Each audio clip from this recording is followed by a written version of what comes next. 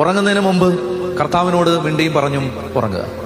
കിടക്കുമ്പോ അവനെ ധ്യാനിച്ച് പ്രാർത്ഥിച്ച് 3-4 വാക്യങ്ങളൊക്കെ വായിച്ച് പ്രാർത്ഥിച്ച്, അല്ലെങ്കിൽ ഇനി മൊബൈൽ നിർബന്ധമാണെങ്കിൽ കർത്താവിനെ കുറിച്ച് എന്തെങ്കിലും ഒന്ന് കേട്ടോണ്ട് അങ്ങ് ഉറങ്ങും. അത് കഴിയുമ്പോൾ രാവിലെ എഴുന്നേറ്റാൽ ഉടനെ കർത്താവേ ഗുഡ് മോർണിംഗ് ഒക്കെ പറഞ്ഞ് എഴുന്നേക്കുക. ഈശോയെ ഗുഡ് മോർണിംഗ്, എഴുന്നേക്ക്.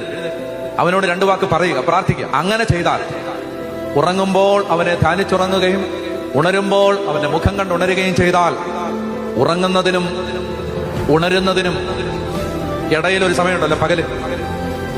ഉണർന്നു കഴിഞ്ഞ് ഉറങ്ങാൻ പോകുന്നത് വരെ ഒരു ഇടവേളയുണ്ടല്ലോ, അവിടെ മുഴുവൻ സമയവും അവൻ നിന്റെ കൂടെ. കർത്താവേ, എനിക്ക് ദോഷമായിട്ടുള്ളതെല്ലാം എന്നിൽ നിന്ന് മാറ്റണമേ, എനിക്ക് നന്മയായിട്ടുള്ളതെല്ലാം എനിക്ക് തരണമേ എന്ന് പറഞ്ഞേ.